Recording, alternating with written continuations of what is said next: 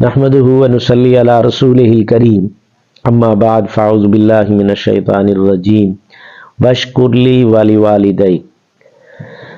قرآن مجید کی اس آیت کے ٹکڑے میں اللہ سبحانہ و تعالی نے یہ فرمایا کہ تم میرا بھی شکریہ ادا کرو اور اپنے والدین کا بھی شکریہ ادا کرو۔ اس وقت والدین کی نافرمانی عروج پر ہے، بیٹا باپ سے یہ کہہ رہا ہے کہ میری اپنی لائف ہے، بلکہ اس سے بھی زہریلے جملے کہتے ہیں کہ آپ نے میرے لیے کیا کیا ہے۔ جب آدمی یہ لفظ سنتا ہے تو جسم کانپ جاتا ہے۔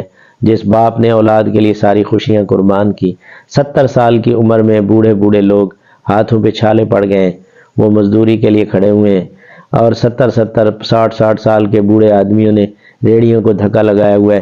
جب ہم ان سے پوچھتے ہیں کہ تمہاری عمر تو یہ کام کی نہیں ہے، جواب یہ ملتا ہے اولاد کے لیے کر رہے۔